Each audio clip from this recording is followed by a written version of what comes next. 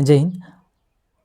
25 दिन के 25 मैराथन में हम लोग आज इस वीडियो के माध्यम से हम लोग 200 से आगे क्वेश्चन को कवर करेंगे। पिछले वीडियो में 200 नंबर तक कवर किए थे। अगर पिछला वीडियो नहीं देखे हैं तो उनका लिंक डिस्क्रिप्शन बॉक्स में मिल जाएगा, वहाँ जाके देख सकते हैं। तो आइए हम लोग इसको शुरू करते हैं। बता दें कि ये बुक यूथ कंपटीशन बुक का है। ये सभी रेलवे एग्ज़ामों के लिए काफ़ी इम्पोर्टेंट है, क्योंकि इसमें सभी रेलवे एग्ज़ामों के प्रीवियस ईयर क्वेश्चन दिया हुआ है। तो इस बेस पे आप लोगों को ये बुक काफ़ी इम्पोर्टेंट हो जाता है। एक बार या दो बार इसको ज़रूर पढ़ लें एग्ज़ाम से पहले तक में। तो आइए हम लोग इसको शुरू करते हैं। 201 नंबर है, खाली जगह उत्तक में कोशिकाएं जीवित, लंबी और कोने पर अनियमित रूप से मोटी होती है। तो किस कोशिका में होते हैं? तो ये केलनकाइमा कोशिका में, केलनकाइमा उत्तक में। 202 नंबर है, सीव, ट्यूब और सस कोशिकाएं मुख्य रूप से खाली जगह के संचरण के लिए उत्तरदायी होते हैं। तो किसमें? तो ये पौधों के भोजन के लिए उत्तरदायी होते हैं। सीव, ट्यूब और सह कोशिकाएं मुख्य रूप से पौधों में भोजन के संचरण के लिए उत्तरदायी होते हैं। इनके द्वारा पूरे पौधों में कार्बोहाइड्रेट को पहुंचाया जाता है। तो उसका राइट आंसर हो जाएगा आपका सी नंबर। आगे हैं, खाली जगह के जमाव के कारण दृढ़ उत्तक की कोशिका भित्तियां मोटी होती है। किसके जमाव के कारण? तो ये लिग्नन के कारण। लिग्नन के जमाव के कारण दृढ़ उत्तक की कोशिकाएं भित्ति मोटी होती है। लिग्नन एक प्राकृतिक गहरा पीला बहुलक है। यह पानी और कार्बनिक विलायक में व्यवहारिक रूप से अघुलनशील है। इस वजह से इसका गुण पौधे में कोशिका भित्ति की जल परागम्यता को कम करता है। तो उसका राइट आंसर हो जाएगा आपका ए नंबर। आगे है, खाली जगह के कारण इस केलनकाइमा कोशिका की दीवार मोटी होती है। तो किसके कारण होते हैं? तो ये लिग्नन के कारण होते हैं। 205 नंबर है, निम्न में से कौन सा विकल्प तने और जड़ों के शीर्ष पर पाया जाता है? इनमें से कौन सा है जो पौधों के तनों और जड़ों में पाया जाता है? तो कौन सा है? तो ये शीर्षविभाजी उत्तक जो है, शीर्षविभाजी उत्तक जो होते हैं, ये शीर्षा और जड़ों में ये पाया जाता है। ठीक है, इसको याद रखिएगा, शीर्षविभाजी उत्तक। शीर्षविभाजी उत्तक जड़ों तथा तनों में अग्र सिरों पर तथा पत्तियों के अग्र पर पाए जाते हैं।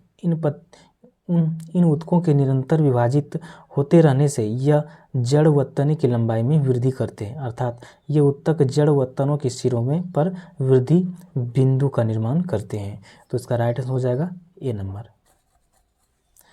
आगे है, निम्न में से कौन सा सरल अस्थायी उत्तक नहीं है? इनमें से कौन सा है सरल अस्थायी उत्तक नहीं है? तो कौन सा नहीं है? तो ये जाइलम जो है सरल अस्थायी उत्तक नहीं है, ये जटिल अस्थायी उत्तक का भाग है। जाइलम एक जटिल अस्थायी उत्तक है।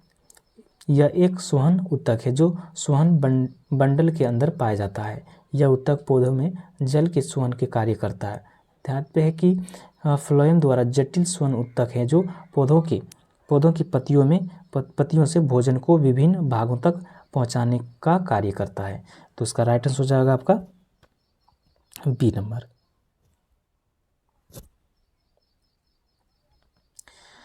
आगे है, खाली जगह एक जटिल अस्थायी उत्तक है। इसमें से कौन एक जटिल अस्थायी उत्तक है? तो ये फ्लोएम, जाइलम और फ्लोएम जो है ये जटिल अस्थायी उत्तक का भाग होते हैं।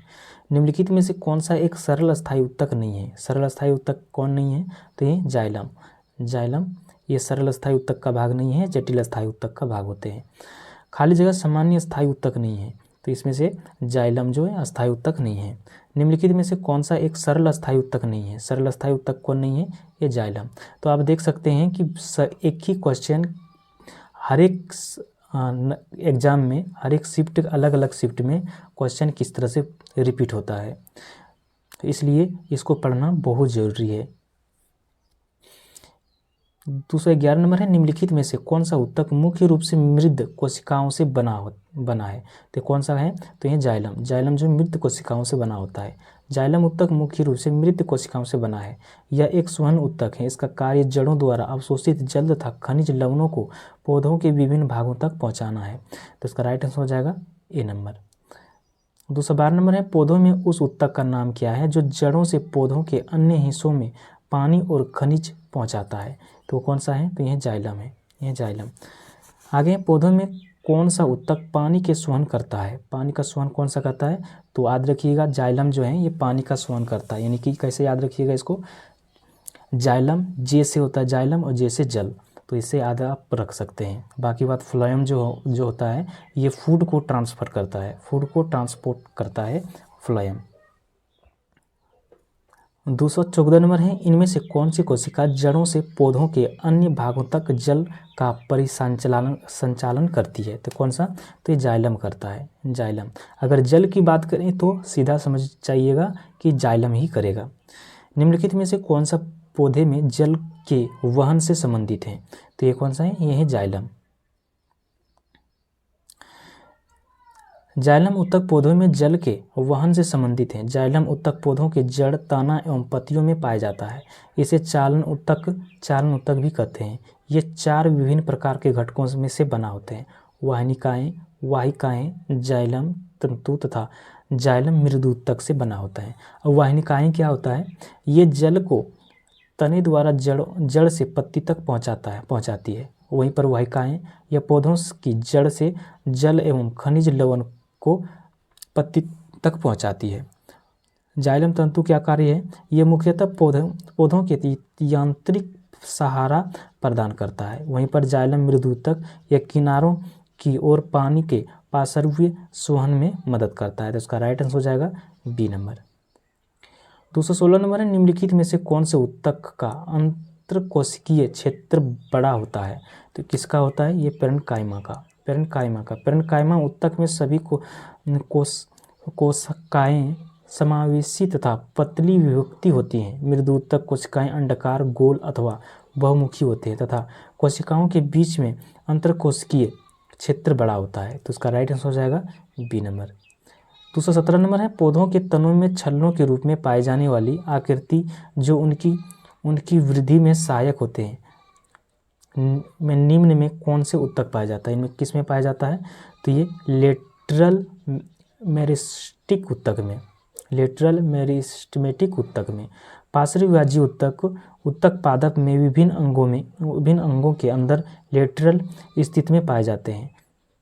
ये बेलनाकार होते हैं। इनके कारण पादपों की मोटाई में वृद्धि होती है, जिसे द्वितीय वृद्धि कहते हैं। तो उसका राइट आंसर हो जाएगा ए नंबर। 218 नंबर है, निम्नलिखित में से कौन सा उत्तक जड़ों के खाद्य पदार्थ का परिसंचरण करता है? जड़ों के खाद्य पदार्थ के परिसंचरण कौन करता है? करते हैं जाइलम करते हैं। जाइलम जटिल उत्तक एक से अधिक प्रकार की कोशिकाओं से मिलकर बनते हैं। सभी कोशिकाएं मिलकर कोई सामान्य कार्य करते हैं, जैसे जाइलम फ्लोएम, जाइलम जल और उसमें घुले लवणों को सोहन करता है, जबकि फ्लोएम पत्तियों द्वारा निर्मित भोज्य पदार्थों को सोहन करता है। तो उसका राइट आंसर हो जाएगा बी नंबर। आगे खाली जगह उत्तक की कोशिकाएं अलग अलग प्रकार के स्थायी उत्तक बनाने के लिए पृथक होते हैं। तो कौन सा? तो ये विभाज्य उत्तक एकमात्र पादप उत्तक हैं। पौधों में वृद्धि कुछ निश्चित भागों में ही होते हैं। ऐसे उन भागों में पाए जाने वाले विभाज्य उत्तक हैं। विभाज्य उत्तक के कारण होता है। विभाज्य उत्तक की कोशिकाएं विभाजित होकर विभिन्न प्रकार के स्थायी उत्तक का निर्माण करती है। अस्थायी उत्तक 3 प्रकार के होते हैं: सरल अस्थायी उत्तक, जटिल अस्थायी उत्तक और विशिष्ट उत्तक होते हैं। तो इसका राइट आंसर हो जाएगा सी नंबर। अस्थायी उत्तक खाली जगह के अंतर्गत वर्गीकृत किए जाते हैं। किसके अंतर्गत किए जाते हैं? तो ये मेरिस्टेमेटिक यानी विभाज्य उत्तक के।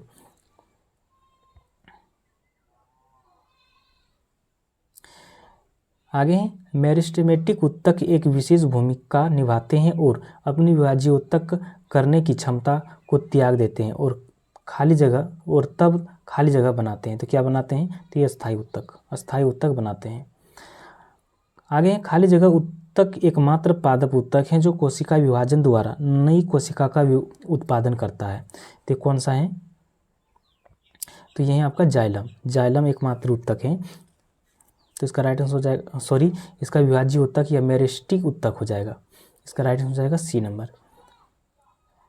आगे हैं, रूट टिप या शूट टिप में कौन सी पादप उत्तक पाया जाता है? रूट टिप या शूट टिप में कौन से पादप पाया जाता है? तो कौन सा पादप पाया जाता है? कौन सा उत्तक पाया जाता है, कौन सा पाया जाता है, तो विभाज्य उत्तक पाया जाता है। पौधों की वृद्धि केवल उनके कुछ निश्चित एवं विशेष भागों में होते हैं। ऐसे विभाजित होने वाले उत्तकों के कारण ही होता है। ऐसे विभाजित होने वाले उत्तक पौधों की वृद्धि वाले भागों में ही स्थित होते हैं। इस प्रकार के उत्तक के विभाज्य उत्तक कहते हैं। ये 3 प्रकार के होते हैं: शीर्ष विभाज्य उत्तक, तने व जड़ों के शीर्ष पर तथा पत्तियों के अग्र पर स्थित होते हैं और उनकी लंबाई में वृद्धि कराता है। पार्श्व विभाज्य उत्तक, इसमें कैवियम तने की जड़ की परिधि में स्थित होते हैं और ये उनकी मोटाई में वृद्धि कराता है। और अंतर्विष्ट विभाज्य उत्तक, ये पत्तियों के आधार पर टहनियों के परत के दोनों ओर स्थित होते हैं तथा इन भागों की वृद्धि कराता है। तो इसका राइट आंसर हो जाएगा आपका। आगे है अंतवेशीय विभाज्य उत्तक पाए जाते हैं। अंतवेशीय विभाज्य उत्तक किसमें पाए जाते हैं, तो ये पत्तियों के तल में पाए जाते हैं। आगे खाली जगह के कारण जड़ तथा तने के घेरे में वृद्धि होती है। खाली जगह के कारण जड़ तथा तने के घेरे में वृद्धि होती है, तो किसमें, तो ये पार्श्व विभाज्य उत्तक में। आगे एक पौधे के तने या जड़ का घेरा किस कारण बढ़ता है, तो ये किस कारण से बढ़ता है, तो ये लेटरल मेरिस्टेम के कारण ये बढ़ता है। आगे तने या जड़ का घेरा खाली जगह के कारण बढ़ता है, तो किसके कारण बढ़ता है, तो ये पार्श्व यानी लेटरल विभाज्य उत्तक के कारण बढ़ता है। आगे अग्रस्थ मेरिस्टेम खाली जगह के शीर्ष यानी विकसित होती शिखा पर पाया जाता है, तो किसमें, तो ये तना और जड़ों में। आगे पौधों में प्राथमिक वृद्धि इससे होती है। पौधे में प्राथमिक वृद्धि इससे होती है, तो किससे होते हैं ये, तो ये होते हैं आपका अंतवेशी विभाज्य उत्तक और शीर्ष विभाज्य उत्तक से। पौधे में वृद्धि मुख्यतः सक्रिय कोशिका विभाजन वाले विशिष्ट क्षेत्र तक ही सीमित होती है। इस क्षेत्र को मेरिस्टेम कहते हैं। पौधे में विभिन्न प्रकार के मेरिस्टेम मूल तथा तने के शीर्ष पर होते हैं। ये प्राथमिक उत्तक बनाते हैं। इन्हें शीर्षस्थ मेरिस्टेम कहते हैं। जब मेरिस्टेम स्थायी उत्तक के बीच होते हैं तब उसे अंतर्वेशी मेरिस्टेम कहते हैं। तो इसका राइट आंसर हो जाएगा बी नंबर।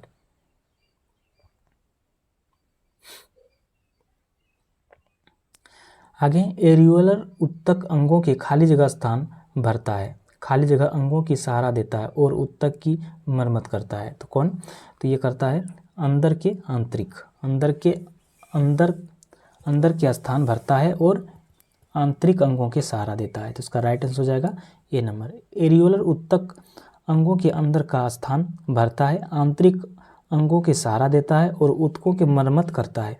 एरियोलर उत्तक वास्तविक संयोजी उत्तक के अंतर्गत आते हैं। इन उत्तकों के द्वारा पौधों के कोमल अंगों में दृढ़ता एवं लचीलापन आ जाता है। इसका राइट आंसर हो जाएगा ए नंबर।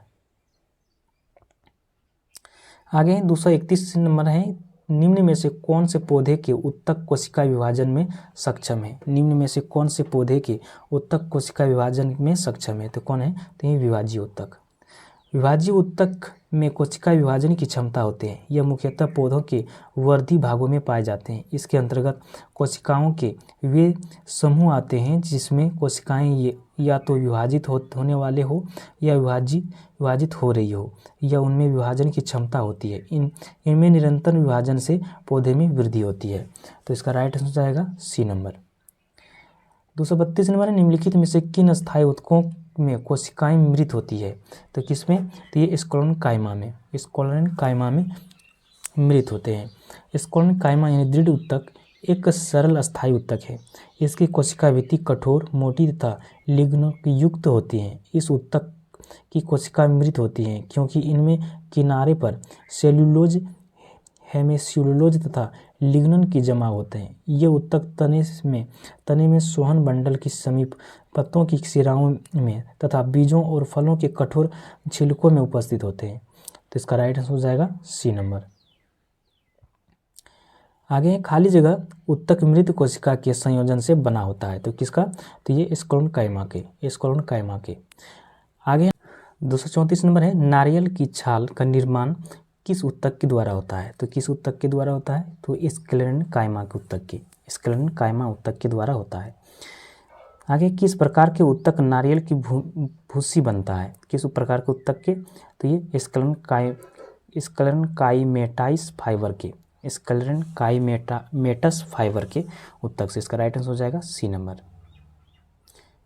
आगे है खाली जगह उत्तक का निर्माण मृत कोशिका के संयोजन से होता है। खाली जगह उत्तक का निर्माण मृत कोशिकाओं के संयोजन से होता है। किससे? तो स्क्लेरोकाइमा उत्तक के। आगे खाली जगह की कोशिकाएं मृत होती है। किसकी कोशिकाएं मृत होती है? तो ये दृढ़ उत्तक की। आगे निम्न में से किस उत्तक में कठोर कोशिका भित्ति पाई जाती है? तो किस में पाई जाती है? स्क्लेरोकाइमा उत्तक में कठोर पाया जाता है। आगे वनस्पति उत्तक का खाली जगह परिपक्वता पर जीवित प्रोटोप्लाज्मा धारण नहीं करता है। तो किसमें? तो ये दृढ़ उत्तक परिपक्वता पर जीवित प्रोटोप्लाज्मा धारण नहीं करता है। तो इसका राइट आंसर हो जाएगा सी नंबर। साधारण अस्थायी उत्तक के 3 प्रकार हैं। साधारण अस्थायी उत्तक 3 प्रकार के कौन कौन से हैं? तो ये पेरेन्काइमा, कोलेनकाइमा और स्क्लेरेनकाइमा, ये 3 प्रकार के होते हैं। संरचना के आधार पर अस्थायी उत्तक 2 प्रकार के होते हैं। ठीक है, अस्थायी उत्तक जो हैं ये 2 प्रकार के होते हैं। कौन कौन से होते हैं? एक सरल अस्थायी उत्तक और एक जटिल अस्थायी उत्तक। ये ठीक है, सरल अस्थायी उत्तक और जटिल अस्थायी उत्तक। उत्तक समान कोशिकाओं के बने होते हैं। इसके प्रकार हैं पेरेन्काइमा, कोलेनकाइमा और स्क्लेरोकाइमा, ये होते हैं। इसका राइट आंसर हो जाएगा सी नंबर। आगे किस प्रकार के उत्तक में एक समान कार्य करने वाली विभिन्न प्रकार की कोशिकाएं होती है? तो किस प्रकार के? तो ये जटिल उत्तक हैं। एक ही प्रकार के विशेष कार्य करने वाली विभिन्न प्रकार की कोशिकाओं का समूह जटिल उत्तक कहलाता है। जाइलम और फ्लोएम जटिल उत्तक के उदाहरण हैं। तो इसका राइट आंसर हो जाएगा बी नंबर।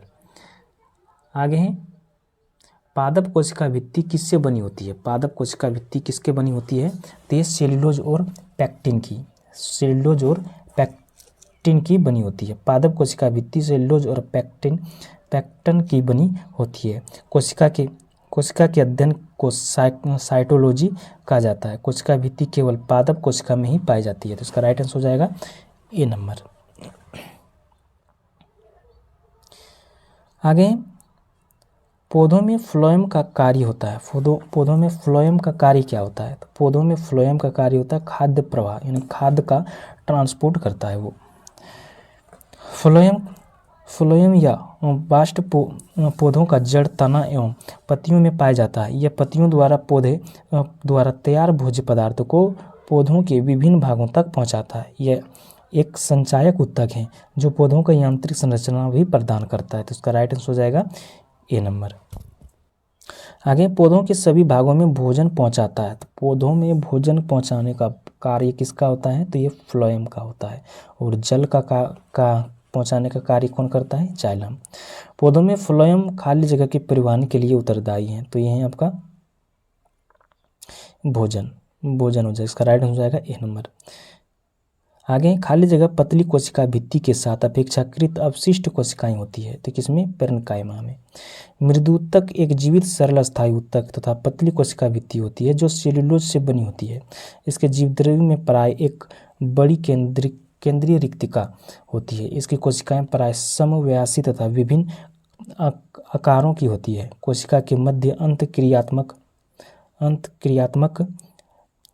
अंतराकोशिकीय स्तन तथा हरित लवक पाए जाते हैं। ये सामान्यतः जल, भोज्य पदार्थ आदि का संचय करती है। तो इसका राइट आंसर हो जाएगा बी नंबर।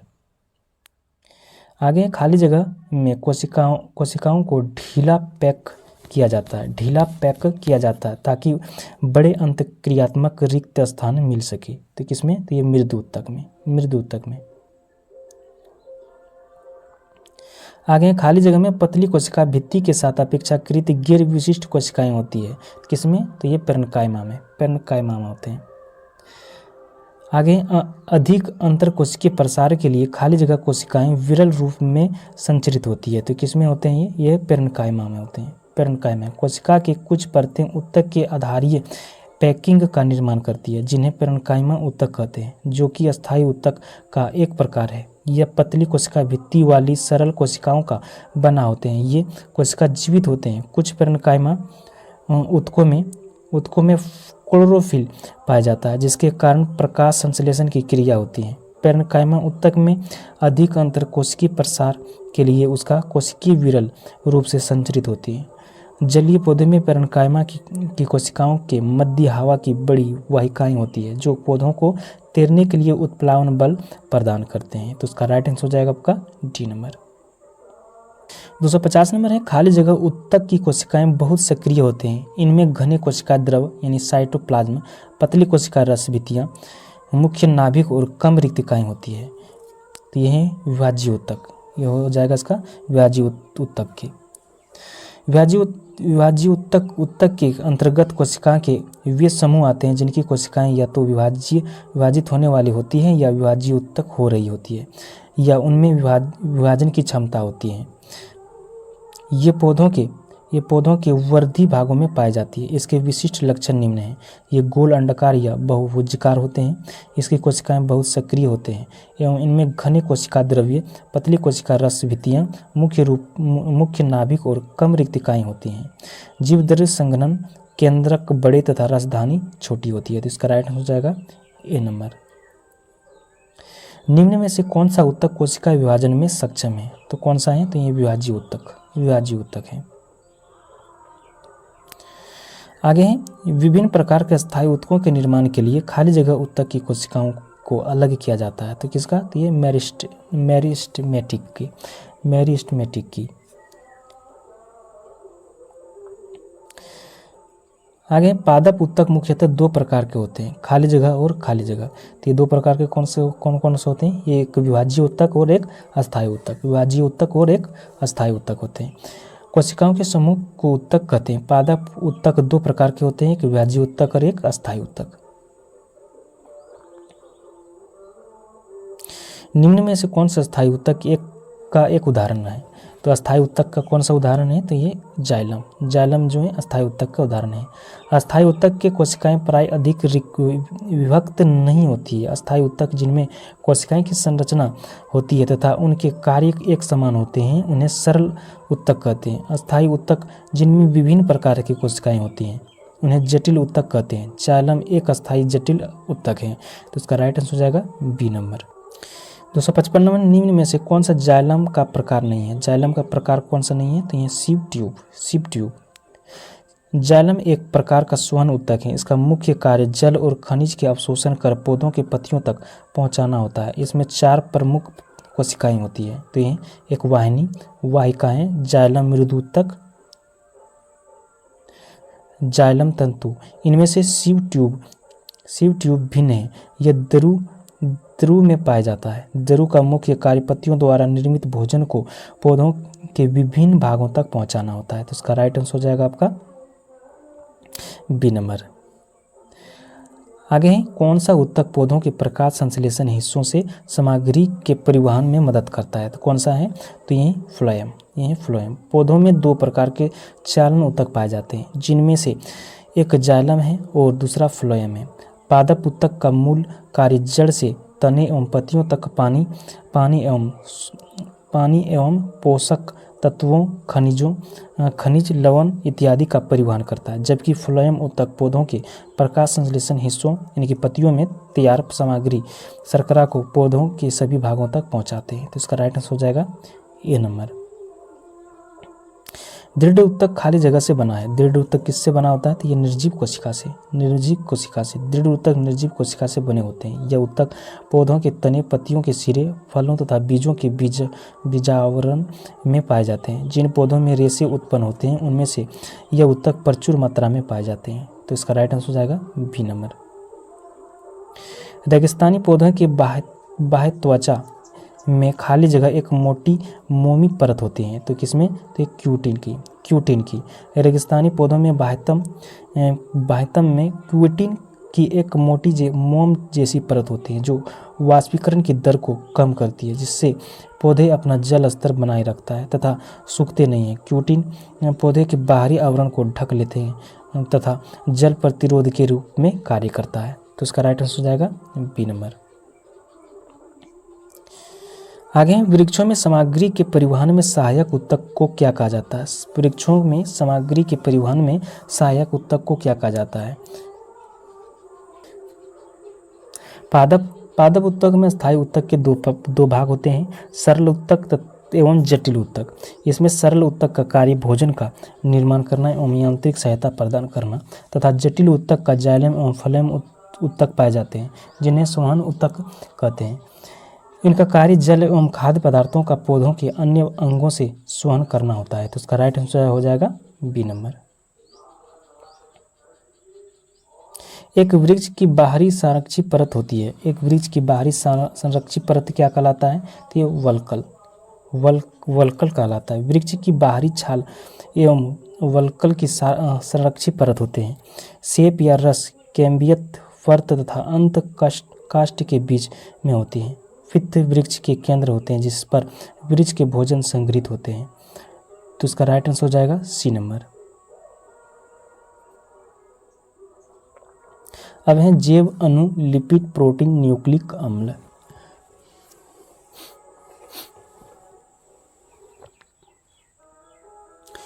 दो सौ 61 नंबर है, निम्न में से कौन सा एंजाइम प्रोटीन का विखंडन करता है? प्रोटीन का विखंडन कौन करता है? ये पैप्सिन करता है। पैप्सिन एंजाइम प्रोटीन के विखंडन कर सरल पदार्थों में परिवर्तित कर देते हैं। यह आमाशय से निकलने वाले जठर रस पाया जाता है। तो इसका राइट आंसर हो जाएगा डी नंबर।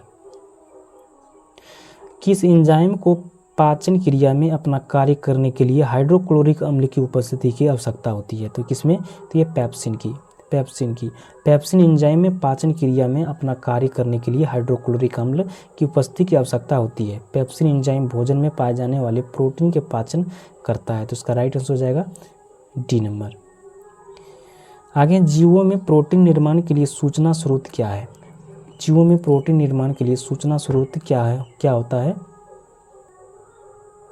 जीवों में प्रोटीन निर्माण के लिए सूचना स्रोत डीएनए है, डीऑक्सी राइबोन्यूक्लिक एसिड, जिसका डीएनए का फुल फॉर्म होते हैं। प्रत्येक जीवित कोशिका के लिए अनिवार्य हैं जो इन कोशिकाओं के गुणसूत्रों में पाया जाता है। तो इसका राइट आंसर हो जाएगा सी नंबर। आगे, खाली जगह वसा के वाष्पीकरण में सहायक होते हैं। तो कौन होते हैं? तो ये पित्त लवण होते हैं।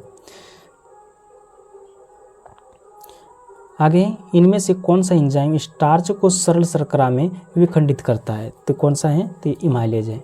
यही इमाइलेज स्टार्च एंजाइम स्टार्च को सरल शर्करा में विखंडित करता है। यह स्टार्च को ग्लूकोज और मल्टोज शर्करा में विखंडित कर देते हैं। मानव लार में इमाइलेज नामक एंजाइम पाए जाते हैं। पैप्सिन एंजाइम प्रोटीन के पाचक एंजाइम कहलाता है। लाइपेज एंजाइम वसा पाचक एंजाइम कहलाता है। लाइपेज एंजाइम वसा पाचक एंजाइम। ट्रिप्सिन एंजाइम का स्रवण अग्नाशय द्वारा होता है। यह भी प्रोटीन पाचक एंजाइम है। तो उसका राइट आंसर हो जाएगा आपका सी नंबर। आगे, प्रोटीन के अमीनो अम्ल में जटिल कार्बोहाइड्रेट के ग्लूकोज में और वसा के वाष्य अम्लों और कोलेस्ट्रॉल में अंतिम रूपांतरण के लिए जिम्मेदार एंजाइम खाली जगह में उपस्थित होते हैं। तो किसमें होते हैं? तो ये होते हैं आंत्र रस में होते हैं। प्रोटीन के अमीनो अम्ल में जटिल कार्बोहाइड्रेट के ग्लूकोज में और वसा के रूपांतरण के लिए कोलेस्ट्रॉल में अंतिम रूपांतरण के लिए जिम्मेदार एंजाइम आंत्र रस में उपस्थित होते हैं। आंत्र प्रोटीन टूटकर एमिनो अम्ल में तथा वसा वाष्य अम्लों और ग्लिसरॉल में परिवर्तित हो जाते हैं। तो इसका राइट आंसर हो जाएगा बी नंबर। आगे दिए गए चित्र का ध्यानपूर्वक अध्ययन कीजिए। निम्नलिखित में से कौन सा विकल्प नीले काले रंग की उपस्थिति के कारण ही सही व्याख्या करता है? तो इसमें क्या दिया हुआ है? एक दिया है आयोडीन और आलू का रस नीचे में एक इसमें दिया हुआ है और नीला काला हो जाना इसका क्या दर्शाता है?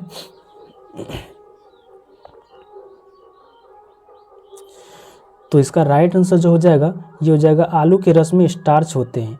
जो आयोडीन मिलाने पर नीला नीला काला हो जाता है। तो इसका राइट आंसर हो जाएगा डी नंबर।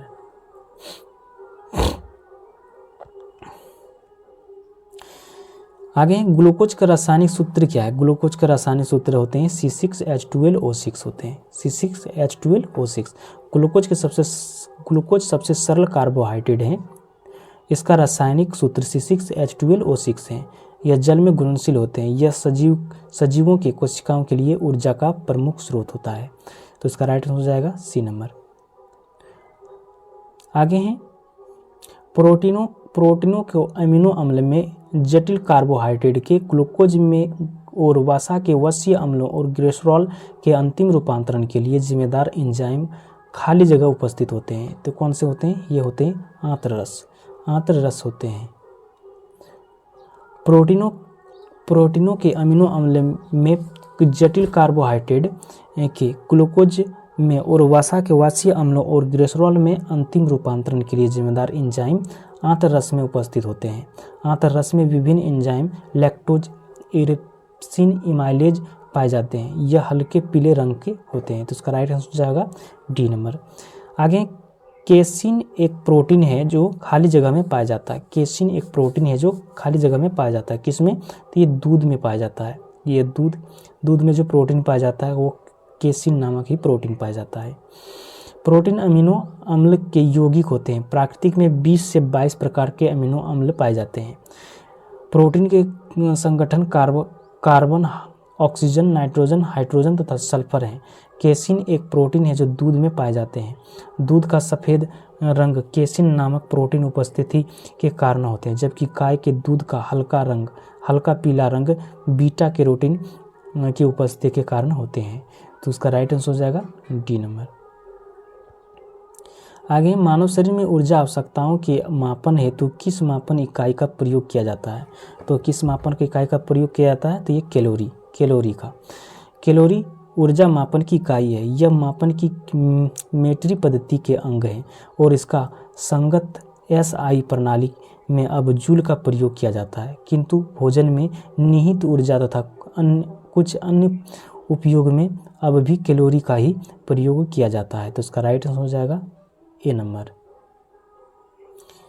आगे निम्नलिखित में से कौन सा एक जैविक उत्प्रेरक है? जैविक उत्प्रेरक इसमें से कौन सा है? तो यही एंजाइम एक प्रकार के जैविक उत्प्रेरक होता है जो जैव रासायनिक अभिक्रियाओं के दर को बढ़ा देता है। एंजाइम उच्च अनुभार वाले नाइट्रोजन युक्त जटिल कार्बनिक यौगिक अर्थात प्रोटीन होते हैं। इस प्रकार के प्रोटीन की प्रकृति के ऐसे कार्बनिक पदार्थ जो जीवित कोशिकाओं में उत्प्रेरक का कार्य करते हैं एंजाइम कहलाते हैं। एंजाइम शब्द का सर्वप्रथम प्रयोग जर्मन फिजियोलॉजिस्ट विल्हेम कोहेन द्वारा किया गया। तो इसका राइट आंसर हो जाएगा आपका। आगे फलों में मीठापन के लिए कौन सा शर्करा उत्तरदायी है? फलों में मीठेपन के लिए कौन सा शर्करा उत्तरदायी है? तो ये फ्रक्टोज होते हैं। फ्रक्टोज एक साधारण चीनी है जो संभाविक रूप से फल, शहद और गन्ने में होते हैं, जो उनके मीठापन के लिए उत्तरदायी है। मल्टोज सॉल्ट द्रवों, अनाजों, चावल आदि में, सुक्रोज गन्ने में यानी चीनी में, लैक्टोज दूध में पाया जाता है। तो इसका राइट हो जाएगा ए नंबर। आगे निम्नलिखित में से कौन सा तत्व एक बहुमुखी तत्व है जो सजीवों और हमारे द्वारा उपयोग की जाने वाली कई चीज़ों का आधार बनाता है? तो कौन सा है? तो ये कार्बन है। जंतुओं और वनस्पति के निर्माण में कार्बनिक यौगिक प्रमुख है। यह हमारे भोजन, दैनिक उपयोग के पदार्थ, यातायात, प्रसाधन सामग्री, विस्फोटक पदार्थ आदि में एक प्रमुख तत्व है। सभी जीवों के कार्बन उपस्थिति रहता है। कार्बन तत्व सजीवों तथा हमारे द्वारा उपयोग की जाने वाले कई चीज़ों के आधार बनाता है। तो इसका राइट आंसर हो जाएगा ए नंबर। आगे हैं पादपों में सबसे प्रचुर मात्रा में उपस्थित तत्व हैं। पादपों में सबसे प्रचुर मात्रा में उपस्थित तत्व कौन सा होते हैं? तो ये हैं कार्बन होते हैं। पादपों में कार्बन सबसे प्रचुर मात्रा में पाया जाता है तथा पत्तियों में प्रचुर मात्रा में मैग्नीशियम पाया जाता है।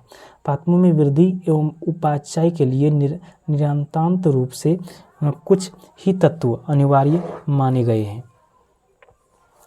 जिन्हें 2 श्रेणियों में विभक्त किए गए हैं। तो एक श्रेणी है बृहत पोषक।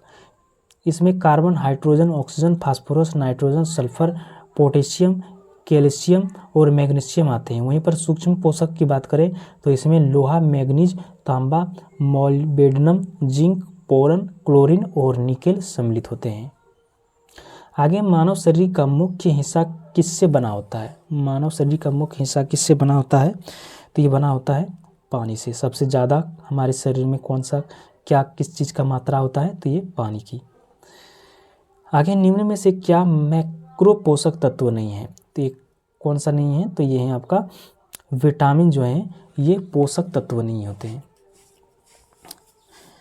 विटामिन मैक्रो पोषक तत्व के अंतर्गत नहीं आता है। पोषक पदार्थों के कार्बोहाइड्रेट, प्रोटीन, लिपिड, न्यूक्लिक अम्ल, जल, खनिज तत्व और विटामिन के रूप में बांटा जा सकता है। इसमें से जल तथा खनिज तत्व अकार्बनिक होते हैं और शेष कार्बनिक होते हैं। ऐसे तत्व जिनकी बहुत अधिक मात्रा में शरीर में आवश्यकता होते हैं उन्हें मैक्रो पोषक तत्व कहते हैं।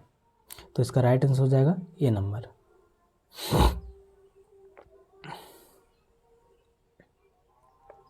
डीएनए का एक खंड जो एक प्रोटीन की जानकारी प्रदान करता है उसे खाली जगह कहा जाता है। तो ये क्या कहा जाता है? जीन कहा जाता है। केंद्रक द्रव्य में केंद्रिका व क्रोमैटिन मिलता है। गोलाकार केंद्रिका केंद्रक द्रव्य में पाई जाती है। अंतरावस्था में केंद्रक में अस्पष्ट न्यूक्लियोप्रोटीन तंतुओं की जालिका मिलते हैं जिसे क्रोमैटिन कहते हैं। अवस्थाओं व कोशिकाओं विभाजन के समय केंद्रक के स्थान पर गुणसूत्र संरचना दिखाई पड़ती है। तो इसका राइट आंसर हो जाएगा आपका सी नंबर। आगे जीव विज्ञान में डीएनए का पूर्ण रूप क्या है? जीव विज्ञान में डीएनए का पूर्ण रूप क्या होता है? डीऑक्सीराइबो न्यूक्लिक एसिड होते हैं। Deoxyribo nucleic acid. जीव विज्ञान में डीएनए का पूर्ण रूप डीऑक्सीराइबो न्यूक्लिक एसिड है। ये प्रोटीन के बने होते हैं। डीएनए आनुवंशिक लक्षणों को एक पीढ़ी से दूसरी पीढ़ी तक ले जाते हैं। कोशिका विभाजन के समय क्रोमैटिन जालिका के धागों अलग होकर कई छोटी और मोटी छड़ जैसी रचना में परिवर्तित हो जाते हैं। इसे ही गुणसूत्र कहते हैं। डीएनए अणु में कोशिका के निर्माण एवं संगठन के सभी आवश्यक सूचनाएं होते हैं। तो इसका राइट आंसर हो जाएगा बी नंबर। आगे आनुवंशिकी के संदर्भ में डीएनए का अर्थ है। आनुवंशिकी के संदर्भ में डीएनए का अर्थ क्या होता है? ये होते हैं deoxyribo nucleic acid. Deoxyribo nucleic acid होते हैं। आगे बालों का रंग खाली जगह के कारण होते हैं। बालों का रंग जो काला जो होते हैं किसके कारण से होते हैं? तो ये मेलानिन के कारण से होते हैं। बालों का रंग मेलानिन के कारण होते हैं। मेलानिन एक प्राकृतिक रंग द्रव्य है जो अधिकतर जीवों में पाया जाता है सिवाय मकड़ी को छोड़कर। जीवों में मेलानिन सबसे अधिक पाए जाने वाला रूप यूमेलानिन है जो काले भूरे रंग का होते हैं। तो इसका राइट आंसर हो जाएगा बी नंबर। आगे प्रोटीन संश्लेषण में क्षार इवेंट से एक खाली जगह का निर्माण होता है। प्रोटीन संश्लेषण में क्षार इवेंट से एक खाली जगह का निर्माण होता है। किसका? तो mRNA प्रति। प्रोटीन संश्लेषण में क्षार इवेंट mRNA का निर्माण होता है। ये RNA के वे क्रियात्मक अणु होते हैं जिसमें प्रोटीन संश्लेषण के संकेत सूचनांक डीएनए के जीन से आगे प्रजनन के दौरान मूल कार्य एक खाली जगह का निर्माण करना होता है। तो किसमें? तो डीएनए कॉपी का निर्माण करना होता है।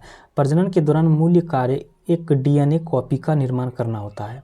जबकि डीएनए के अधिकांश मात्रा केंद्रक में होती है। अद्यपि इसकी कुछ मात्रा माइटोकॉन्ड्रिया तथा हरित लवक में भी मिलती है। सन 1953 ईस्वी में जेडी वॉटसन एवं क्रिक ने डीएनए का द्विकुंडलित संरचना मॉडल का प्रतिपादन किया था। आगे निम्न में से कौन सा या से कथन गलत है? ए नंबर में डीएनए का पूरा नाम डीऑक्सीराइबो न्यूक्लिक एसिड है। वहीं पर 2 नंबर में यह गुणसूत्र में उपस्थित होने वाले रासायनिक तत्व हैं जो आनुवंशिक गुण वहन करता है। और सी नंबर में डीएनए एक न्यूक्लियोटाइड हैं। न्यूक्लियोटाइड डीएनए की सही मूलभूत संरचनात्मक इकाई हैं जो दो अवयवों से मिलकर बनी होती है। तो इसका कौन सा राइट आंसर हो जाएगा? ये हो जाएगा आपका केवल सी हो जाएगा। आगे हैं एंजाइम मूलतः खाली जगह होते हैं। तो क्या होते हैं? एंजाइम जो होते हैं ये प्रोटीन के होते हैं, मूलतः प्रोटीन के बने होते हैं। आगे डीएनए अनुक्रम में जीन की चिन्हित करने की प्रक्रिया को क्या कहा जाता है? तो क्या कहा जाता है? एनोटेशन कहा जाता है। जीन को चिन्हित करने की प्रक्रिया को एनोटेशन कहा जाता है। आगे प्रोटीन की जानकारी प्रदान करने वाले डीएनए के भाग को खाली जगह कहा जाता है। तो क्या कहा जाता है? ये जीन कहा जाता है। प्रोटीन की जानकारी प्रदान करने वाली डीएनए के भाग को जीन यानी वंश कहते हैं। जीन डीएनए के न्यूक्लियोटाइड का एक ऐसा अनुक्रम है जिसमें संतरित कूटबद्ध संरचनाओं से अंततः प्रोटीन के संश्लेषण का कार्य संपन्न होता है। यह आनुवंशिकता की मूलभूत इकाई है। तो उसका राइट आंसर हो जाएगा डी नंबर। आगे खाली जगह डीएनए का एक हिस्सा है जो एक प्रोटीन के लिए जानकारी प्रदान करता है। तो ये कौन सा है? तो ये वंश है। आगे आरएनए का पूर्ण रूप क्या है? आरएनए का पूर्ण रूप क्या है? तो ये है आपका रिबोन्यूक्लिक एसिड होते हैं। आरएनए का पूर्ण रूप राइबोन्यूक्लिक अम्ल होते हैं। आरएनए एक या एक से अधिक न्यूक्लियोटाइड्स से बना एक पॉलीमेरिक अणु है। एक न्यूक्लियोटाइड में एक नाइट्रोजनीय क्षार, एक राइबो शर्करा तथा एक फॉस्फेट शर्करा होते हैं। इसमें पेरिमिडिन थाइमिन के स्थान पर यूरेसिल होता है। तो इसका राइट आंसर हो जाएगा सी नंबर। आगे मानव शरीर में सबसे प्रचुर मात्रा में मौजूद तत्व कौन सा है? मानव शरीर में सबसे प्रचुर मात्रा में कौन सा तत्व होते हैं? तो ये होते हैं ऑक्सीजन होते हैं। मानव शरीर में सबसे प्रचुर मात्रा में मौजूद तत्व ऑक्सीजन है। मानव शरीर में मुख्यतः 6 तत्व पाए जाते हैं जिसमें ऑक्सीजन सबसे अधिक मात्रा में 65% पाए जाते हैं। अन्य तत्व कार्बन 18%, हाइड्रोजन 10%, नाइट्रोजन 3%, कैल्शियम 2% और फास्फोरस 1% पाए जाते हैं। तो इसका राइट आंसर हो जाएगा बी नंबर। आगे प्रोटीन खाली जगह का एक अभिन्न अंग है। प्रोटीन खाली जगह की एक अभिन्न अंग है। तो किसका ये है? इनमें से सभी, इनमें से यानी कि एंटीबॉडी का, एंजाइम का, कोशिका झिल्ली का। आगे निम्नलिखित में से कौन सा दूध का प्रोटीन है? दूध का प्रोटीन कौन सा है? तो ये है केसिन जो है दूध का प्रोटीन होते हैं। केसिन दूध का प्रोटीन है। केसिन प्रोटीन एक फास्फोप्रोटीन है जिसमें सभी आवश्यक अमीनो एसिड होते हैं जो आमतौर पर स्तनधारियों के दूध में पाए जाते हैं। यह गाय के दूध में लगभग 80% तथा मानव में 20% पाया जाता है जो हमारे मांसपेशियों के लिए आवश्यक है। तो इसका राइट आंसर हो जाएगा बी नंबर। अब है आनुवंशिकी, जेनेटिक्स। सही कथन की पहचान कीजिए। इनमें से जो कथन दिए हैं इनमें से उसको पहचान करना है। तो इसका राइट आंसर जो हो जाएगा ये हो जाएगा एक्स गुणसूत्र वाले शुक्राणुओं में 23 गुणसूत्र होते हैं और वाई गुणसूत्र वाले शुक्राणु में 23 गुणसूत्र होते हैं। तो इसका राइट आंसर हो जाएगा डी नंबर। कोशिका विभाजन के समय क्रोमैटिन सिकुड़कर अनेक छोटे मोटे धागों के रूप में संगठित हो जाते हैं। इन धागों को गुणसूत्र कहते हैं। एक्स गुणसूत्र वाले शुक्राणु में 23 गुणसूत्र होते हैं और वाई गुणसूत्र वाले शुक्राणु में भी 23 गुणसूत्र होते हैं। मानव में 23 जोड़े या 46 गुणसूत्र होते हैं जिनमें 22 जोड़े या 44 गुणसूत्र के ऑटोसोम्स कहा जाता है जो तथा 2 अन्य गुणसूत्रों को लिंग क्रोमोसोम यानी XY कहा जाता है। आगे हैं जीन खाली जगह की गतिविधियों के माध्यम से लक्षणों को नियंत्रित करते हैं। जीन खाली जगह की गतिविधियों के माध्यम से लक्षणों को नियंत्रित करते हैं। किसके माध्यम से करते हैं? तो ये हॉर्मोन्स के माध्यम से। जीन हार्मोन की गतिविधियों के माध्यम से लक्षणों को नियंत्रित करते हैं। जीन आनुवंशिक की मूलभूत इकाई है। जीन के कारण ही हमारे आनुवंशिक विशेषता की जानकारी होती है। जब जीन के डीएनए में स्थायी परिवर्तन होता है तो उसे उत्परिवर्तन कहा जाता है। तो इसका राइट आंसर हो जाएगा सी नंबर। आगे जब मेंडल ने मटर के पौधों में 2 लक्षणों का वंशागति का अध्ययन किया तो उन्हें F2 पीढ़ी में पौधों के लिए क्या फेनोटाइपिंग अनुपात मिला। तो क्या मिला था? तो ये मिला था 9:3:3:1 ये मिला था। आगे एक पीढ़ी से दूसरी पीढ़ी में वंशानुगत होने वाला आनुवंशिक पदार्थ कौन सा है? तो ये कौन सा है? तो ये होते हैं डीएनए। डीएनए एक ऐसा पदार्थ है जो वंशानुगत में वृद्धि करते रहता है। वंशानुगत में ये जाते हैं। डीएनए या डीऑक्सीराइबोन्यूक्लिक एसिड अणुओं का एक समूह है जो माता पिता के वंशानुगत गुणों का या आनुवंशिक जानकारी को उनके संतानों तक ले जाने और स्थानांतरित करने के लिए जिम्मेदार होते हैं। डीएनए की खोज 2 वैज्ञानिक जेम्स वाटसन और फ्रांसिस क्रिक ने 1953 में की थी। इस खोज के लिए उन्हें 1962 में नोबेल पुरस्कार से सम्मानित भी किया गया था। तो उसका राइट आंसर हो जाएगा बी नंबर। आगे एक लंबे पौधे टीटी और एक छोटे पौधे छोटी टीटी के बीच संस्करण के परिणाम स्वरूप उत्पन्न F1 संतति के सभी पौधों के लिए लंबे होना क्या कारण है? तो इसका क्या कारण है? तो इसका कारण है क्योंकि पौधे की लंबाई केवल टी द्वारा नियंत्रित होती है। एक लंबे पौधे टीटी और एक छोटे पौधे छोटी टी के बीच संस्करण के परिणाम स्वरूप उत्पन्न F1 संतति के सभी पौधे के लंबे होने के कारण है क्योंकि पौधे की लंबाई केवल टीटी द्वारा निरूपित किया जाता है।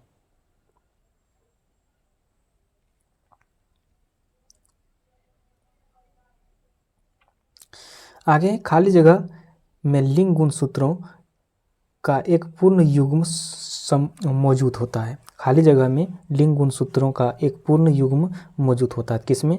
तो मानव मादाओं में मानव के सभी गुणसूत्र पूर्ण रूपेण युग्म नहीं होते हैं। मानव में अधिकतर गुणसूत्र माता और पिता के गुणसूत्रों के प्रतिरूप होते हैं। इनकी संख्या 22 जोड़ी है, परंतु एक युग्म जिसे लिंग गुणसूत्र कहते हैं जो कभी भी पूर्ण जोड़े में नहीं होते हैं। स्त्री में गुणसूत्रों का पूर्ण युग्म होते हैं तथा दोनों एक्स कहलाते हैं। पुरुषों में यह जोड़ा परिपूर्ण जोड़ा नहीं होते जिसमें एक गुणसूत्र सामान्यतः आकार का एक्स होता है तथा दूसरा गुणसूत्र छोटा होता है जिसमें वाई गुणसूत्र कहते हैं। अतः स्त्रियों में XX तथा पुरुषों में XY गुणसूत्र होते हैं। तो इसका राइट आंसर हो जाएगा ए नंबर। आगे निम्नलिखित में से किसे आनुवंशिकी का जनक कहा जाता है? किसको आनुवंशिकी का जनक कहा जाता है? तो ये कहा जाता है ग्रेगर जॉन मेंडल को। ग्रेगर जॉन मेंडल को आनुवंशिकी का जनक कहा जाता है क्योंकि मेंडल ने ही सबसे पहले आनुवंशिकी का नियमों की खोज की थी। मेंडल ने मटर के पौधों पर प्रयोग किया था। तो इसका राइट आंसर हो जाएगा डी नंबर। 300 नंबर है सामान्य मानव कोशिका में 46 गुणसूत्र होते हैं जबकि जनन कोशिका में खाली जगह होते हैं। जनन कोशिका में कितने होते हैं? ये 23 गुणसूत्र होते हैं। मानव कोशिका में 46 गुणसूत्र होते हैं जबकि जनन कोशिका में 23 होते हैं। गुणसूत्रों पर बहुत से जीन स्थित होते हैं जो एक पीढ़ी से दूसरी पीढ़ी तक लक्षणों को स्थानांतरित करते हैं और हमारे आनुवंशिक इसलिए गुणसूत्रों को वांशिक गति का वाहक कहते हैं। तो इसका राइट आंसर हो जाएगा बी नंबर। तो यहाँ पर 100 क्वेश्चन पूरा होता है। नेक्स्ट वीडियो में हम लोग 300 से आगे कवर करेंगे। तो आज का वीडियो कैसा लगा हमें कमेंट में ज़रूर बताइएगा। तो मिलते हैं नेक्स्ट वीडियो में, तब तक जय हिंद।